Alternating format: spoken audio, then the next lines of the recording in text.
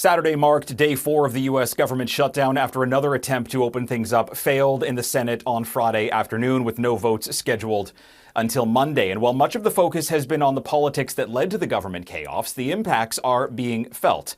Laura Baxter is with Oxford Economics to give us an idea as how this shutdown is having an impact on the travel and tourism industry. Laura, thanks for joining us today. Here we are 4 days in. Airports are still operating, so are the borders, even the parks. They're letting people in. But the longer this goes on, what is the risk to the tourism sector? Good morning, Reggie. Thanks so much for having me.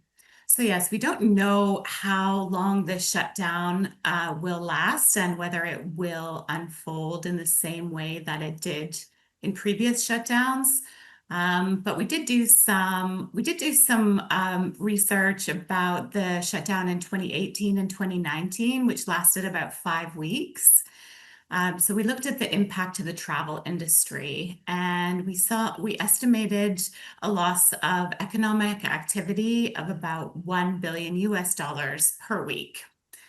So this includes impacts, kind of lost impacts related to transport infrastructure closures, including air and rail passenger activity, and the impact of attraction closures like national parks, in addition to less travel spending from the U.S. government.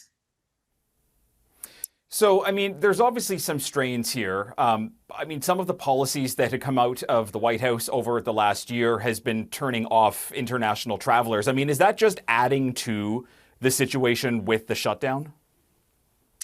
Yes, it kind of comes at a time where international inbound travel is already under strain. So our current forecast is that we're going to see a 2%, about 2.8% decline in overseas travel to the U.S. by the year end. Currently, we're at about 2%. So certainly this shutdown does present a downside risk to our current forecast for not only international travel, but also domestic travel within the U.S. I know this kind of goes a little bit outside of travel here, but there was a study that was done that shows that the longer this goes on, that there's a hit to kind of weekly GDP on the economic front here. I assume that has an impact as well that goes just beyond kind of numbers on an Excel sheet. A drop in GDP is actually a substantial matter. Yeah, so our macroeconomic team did have a look at the impact to the wider economy, and they're expecting about a 0.1 to a 0.2% decline in GDP. Now, it really depends on how long this lasts, and the impacts could grow if it goes on for much longer. But at the moment, our macro team is not pulling back the forecast for Q4. They're expecting GDP growth of about 1.4%. Now, if this goes on any longer, then it could, and they did some modeling to see what the impact would be if the shutdown lasted a quarter, and certainly that's not what we're expecting. But if that did occur, then the drop could be in the region of about 1.2 to 2.4 percentage points lower than our current forecast.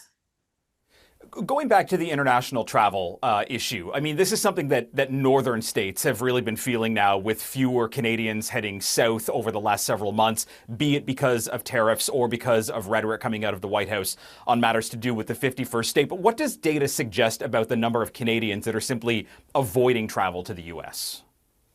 So the most recent leading indicators suggest that Canadian residents, their trips to the U.S. are down about 26% over the first 8 months of the year. As you mentioned, the sharpest decline and the most extreme impact is being felt along that northern border state. So for instance, New Hampshire, Vermont, North Dakota, Maine, where our current forecasts are expecting international overnight arrivals to decline to those states by about 20% or more. It's a shutdown that impacts hundreds of thousands of Americans, and it has an impact on many, many more, possibly millions of more around the world. Laura Baxter with Oxford Economics, thanks for joining us today. Thanks for having me.